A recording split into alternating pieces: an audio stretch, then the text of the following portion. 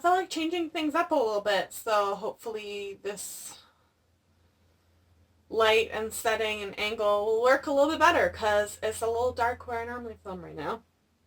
Just because, you know, why should the sun do something it's supposed to the way it normally does? I feel like I read a lot of, like, books that I've been wanting to read, like, wanting to get to for a while. They weren't necessarily hyped books, but, like, they're books that have just been on my TBR, and I was like, I'll get to those eventually. And I, like, for once, got to them. And then I also got to some books that I've been so anxious to read and excited.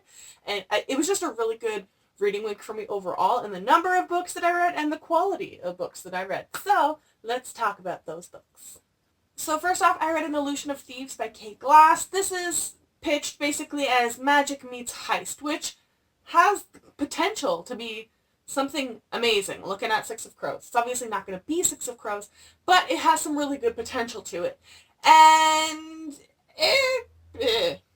that was, again, goat noise. I don't know why I've been doing that a lot lately. Unfortunately, this was just a general flop for me. Nothing stood out as being particularly, like a highlight. There was a weird pacing. None of the characters were all really developed. The magic system was a little flat, and I don't think it was all that well explained or comprehensive. The plot, there's no climax, there's no peak. It doesn't seem to be building up to anything. The romance is there. That's all I can really say, that there's a romance there. None of it was, I didn't feel for the romance or really generally think anything of it. It just was meh, weird, mediocre pacing and everything across the board, which was just quite not exactly what I was expecting. I feel like magic and heist has the potential to be a lot, but this was just not for me, so I won't be continuing on with the series, and in the end I gave it like a 2 or 2.5 out of 5 stars. Then I read Magic for Liars. This was a weird read. It again has a lot of potential of detective meets boarding school with mystery murder, and it's quite interesting that the detective that they bring into the school is for people with magical abilities. The detective actually doesn't have magical abilities, but her sister does, and her twin sister, and they haven't spoken in a long time. The fact that one has magic and the other doesn't has created a rift, as well as, whilst she was away learning magic at school, their mother passed away of cancer in a lot of pain, and she's upset that her sister's magic wasn't able to ever come and help her. And that's the kind of premise. So she comes in this school mystery to try and solve the murder of one of the faculty, which the local government entity has deemed as it was an accident spelled on awry, but it clearly wasn't. So there's a lot of potential for this to have expanded into a series, but it's still listed as a standalone on Goodreads. So I don't know why some of the things, if it's only a standalone, I don't know why certain things of this were incorporated. Especially the weird behind the scene government thing. There's a bunch of documents that are mysteriously disappearing, and it's going to take us 4 months to get that thing to you, and everyone in the faculty and everyone is hiding it. But that's never really explained or delved into. You just know that something's off, but there's no explanation in the end of what exactly was causing that. So that was just it just felt very incomplete, I guess, incomplete. If there's going to be another book, then that would make sense. But as it stands, it's a standalone, and there's just a lot of information missing. The ending was okay. It wasn't terrible. However, it didn't necessarily make sense, because the whole thing was find this murderer, but then it's kind of a cop-out ending of you were technically a goodish person when this murder thing happened, so, and it's just okay, we'll brush it aside and hide it sort of thing. It was a very weird, wonky book that I don't know that I loved it. I didn't hate it by any means. It's somewhere kind of in the middle of a 3.5 out of 5 stars. The ending was a little bit chaotic, and I think it was supposed to be this big reveal, but it was just the way that the whole ending was structured. I felt very lost, to be totally honest, for a good chunk of the book. And that's it. The main character, the detective, her ending with the romance is also very incomplete. I honest to God hope that the author, has a contract for the second book and it's just not up on Goodreads, because I am so blindsidedly confused as to why this book was left as is if it's standalone. There's just a lot of unanswered things that it's not like a book where it's like, oh, well, unanswered questions fit this book. No, it seems like they forgot about it to wrap it up, maybe? I don't know. But yeah, so in the end, this was an okay read. Then I randomly picked up The Girls of the Kingfisher Club. This was, I'd never heard of it. It was just randomly at my library. At my library, they have a shelf where you go and pick up your interlibrary loans. And one of the shelves, like the cases beside that, just has like a recently returned books, for books that were just returned to the library, just like this is what your other patrons are reading. Maybe you'll be interested in it.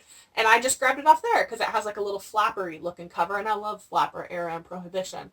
So this was interesting. The main character, Josephina, is the eldest of 12 daughters, and they have a protective, shall we say, father in New York during the Prohibition era, and on the younger kids, like their mother has either it is wishy-washy answering what happens to the mother, but she's either died or run away. I'm guessing from everything that was kind of said that she died, but we'll leave that up. Their father isn't forthcoming with a lot of information.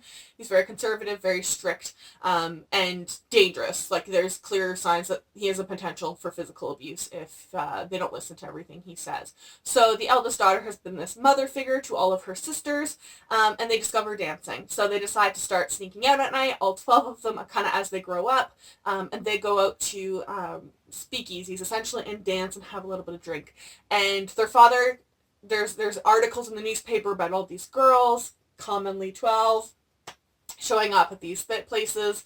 No one knows what their names are, so he has a sinking suspicion it's his kids, and he tries to catch them. And then he starts deciding to, maybe I'll try and marry them off. Maybe that'll split them up and scatter them. And it's following Josephine's struggle of trying to be this mother figure, but also having her own life in this Prohibition era New York. Now, I think plot-wise, it was a pretty steady pace. There's no real highlight climax or peak, I don't think, honestly. But the strength is the characters.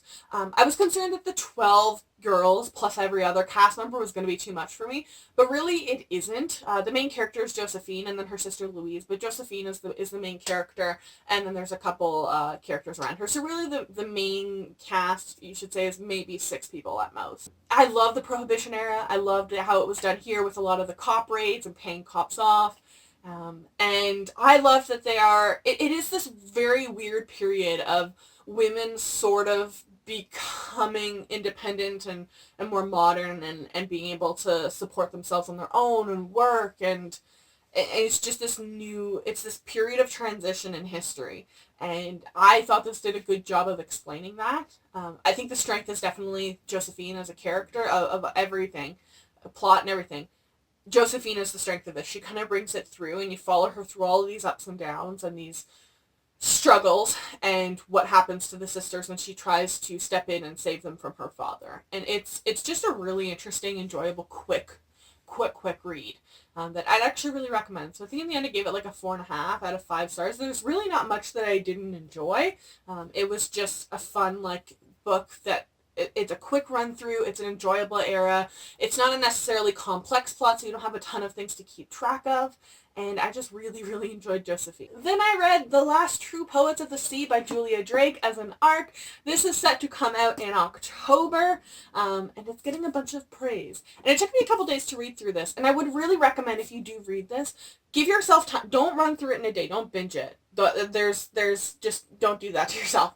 So it's a retelling of the 12th Night. It's set in contemporary Maine in one summer. So our main character, Violet, is sent to Maine by her parents the summer. The summer starts out in not the greatest of situations. She's originally from New York City, but it starts off when her brother tries to commit suicide. And her parents are thrown into this kind of organized chaos, shall we say, that it's just kind of they've gotten the help that they need for him, but it's just a wait and see game now.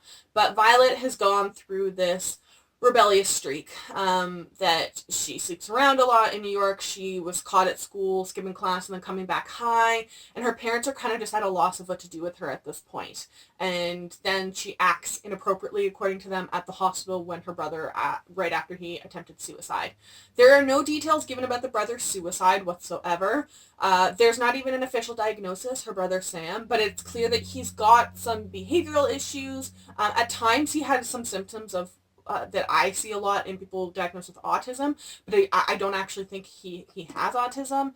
And it is mentioned here a couple times he has food control issues, that he will only eat certain things, and there's certain textures and certain foods he just won't touch, and then there's concerns about him eating enough, and so he definitely has some mixture of some social anxiety along with some sort of eating disorder, though none of it is identified, and like I said, none of it goes into detail or anything like that. So if you are someone with that in the past, it shouldn't trigger you by any means. He's a background character and really does not make an appearance until near the very end as just like a sidekick in this adventure. This whole book is character based.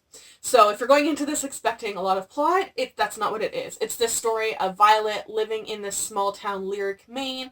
Her ancestors appear to have been the founders, and her uncle still lives there, so she goes to spend there with her uncle while trying to figure herself out. She makes all these physical transformations right at the beginning of the book to try and change herself. She works at the local aquarium and makes a couple friends in the community. There is a lot of queer up in here, including Violet. The main character is bisexual, and there is a female-female romance in here, as well as there is a main female character, Liv, who identifies as straight but then enters into a female-female romance and never identifies afterwards, but explains that she's not totally sure how she would identify. So there's no explanation if she's also bisexual or pansexual or whatever. It all like kind of slowly, like the plot piece is around the founding, Violet's family who founded it. Her great-great-grandmother shipwrecked into the area, and then they ended up founding this small town. But that shipwreck has never been found. So this area has always been curious of, let's try and find the shipwreck. So Liv and Violet decide they want to try and find the shipwreck, so they go searching through her family history. And they sort of, but don't really end up finding or going to look for the shipwreck. So this is all about relationships. Main character, Violet, is quite interesting. She's not always necessarily a likable character, but I think she's a very real character. That is it is realistic that some people have a rebellious streak, and some people have, use sex for different reasons. But I thought it was quite interesting how the relationships are really the star of this, and you see them slowly develop, and Violet kind of deciding what she thinks of her self-worth, and trying to rebuild relationships with her parents, which have broken down over time, and rebuild relationships with her brother, which she doesn't quite know how to do now that he's a treatment facility, and this distant family community in Lyric, Maine. It was quite interesting. Honestly, I did enjoy it. Take your time reading it, though. If you do read it, just take your time. Enjoy it. There's no climactic peak or anything like that. It is what it is. I think my only issue with this book, for the most part, was the ending. Not that it was necessarily bad, it just seemed very abruptly or incomplete, again, at the end with how it ends with the shipwreck. I think just because it was such a continuous plot piece, maybe a little bit more could have been wrapped up at the end, or a bit of an epilogue to, again, bring back in the shipwreck. And I also like the end, there's again, because they've been looking for her great-great-grandmother's kind of information and her origins, because they don't know a ton about her before she landed in Lyric, Maine. And it's kind of literally the mom's well, I ran a genealogy search on Ancestry and found this information that you had never had. And I was like, hold on. None of you went on Ancestry. For reals? No, you spent all this time doing all this research and no one checked Ancestry. Are you for real, people? So that was just weird at the end. I was like, wait, what? But in the end, I really did enjoy this. This is a good character relationship based book with very little, again, no. Then I read All the Bad Apples by Moira Fowley-Doyle. This is her new standalone. I literally read it, I think, the day it came out in the US, though this is the UK cover. You can get it off Book Depository. It's so freaking pretty. So this follows this family set in 2012 Ireland, and it all kicks off when the youngest of this family, who is definitely splintered for sure, comes out to her older sister / mother figure in the house that she is gay and she's being bullied at school about it. And all of a sudden the absent father, who is definitely homophobic, comes in. And then her eldest sister, who has been kind of in and out of her life quite a bit, she comes out to her, and then all of a sudden that sister disappears and starts leaving clues. And she follows these clues and goes back to a different timeline, essentially. So we get a dual timeline, and then they slowly start to tie together. It's not an easy book to read, and absolutely, trigger warning, I said this on my Instagram Live, there is no graphic scene detailed in here, but a grandfather drugs and rapes and impregnates his granddaughter, okay? So if that's something that's going to trigger you, don't touch it. I even felt my gut sink when that happened. It's not, like I said, it's not detailed. It's not even actually, like, the word rape is not used in here, but it is what it is.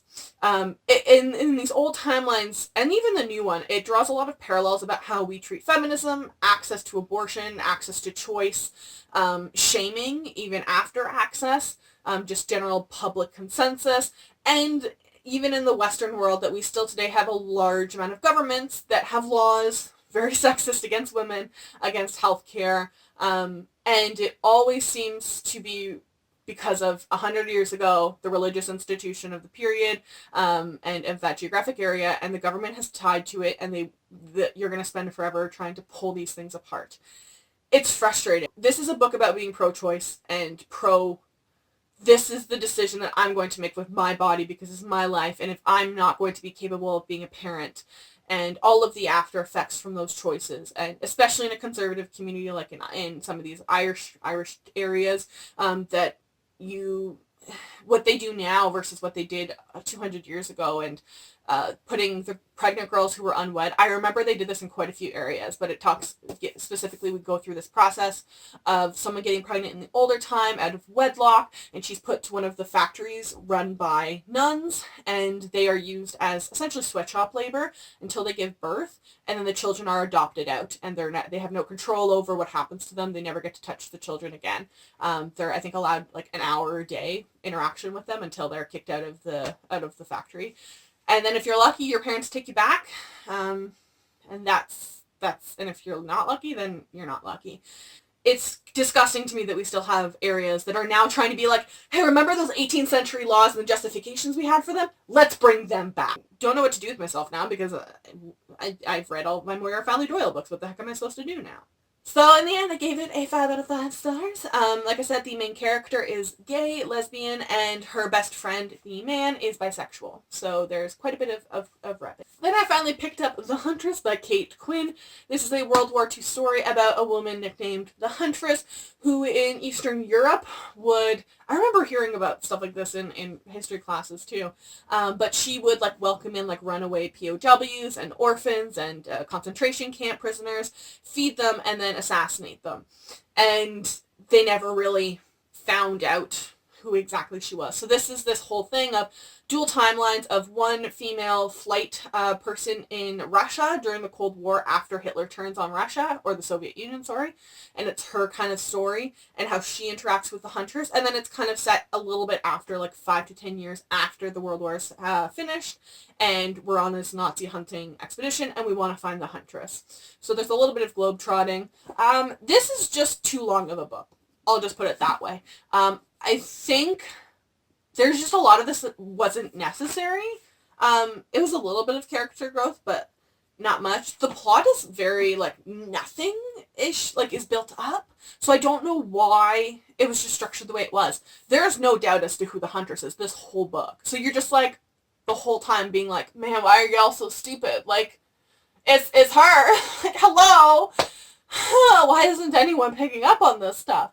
So it was just a frustrating read as I was going through. I'm like, oh my god, why are you so stupid? That could just be totally my personality. But there is absolutely no, like, blind side to the reveal. It's very bluntly obvious as soon as you know, oh, this book is about the Huntress, and we're looking for the Huntress as Nazi hunters. These are the Nazi hunters. Who do you think these other people are? Like, it was just kind of a frustrating read.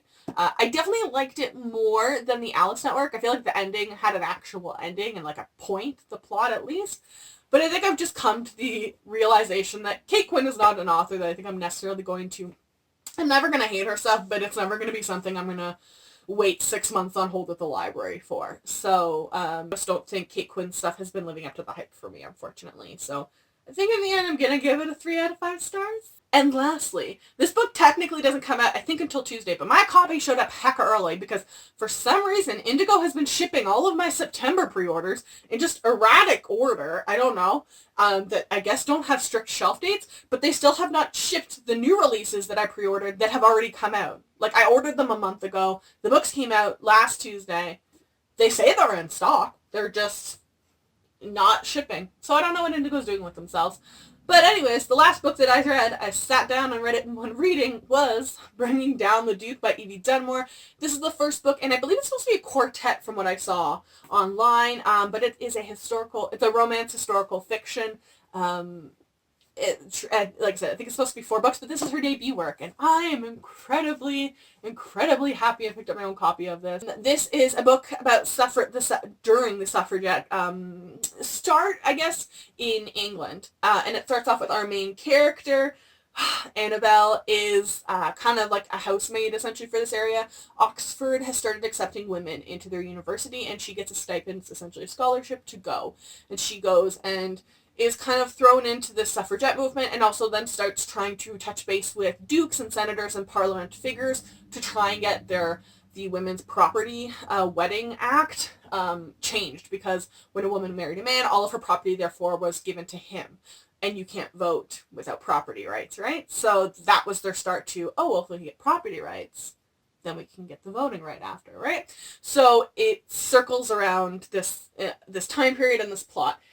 Annabelle runs into the dashing Duke Montgomery. By the way, these are the whitest European English names ever. This book is very white. I will fully admit that. This is just my Downton Abbey, the historical fiction romance trash, okay? So don't come here for diversity by any means. Annabelle and Duke Montgomery are attracted to each other, but what are we going to do? Because she is lower class and he is a duke, and the Queen has also pulled him in and given him the task of getting the Tories reelected. Who, as you may imagine, the Tories are not necessarily pro the suffragette movement, shall we say. Wow, a lot has not changed in quite a few over a century. Anyways, it's just this romance around the suffragette movement. Basically, I got to the end was like, groping women is gross, and find a man who is rich and a feminist. So it was just, it's so wonderful. I loved, there isn't any explicit sex scenes the way there is the bride test, but it does say oh, and then he slid into me, and that was kind of the end of the sex scene.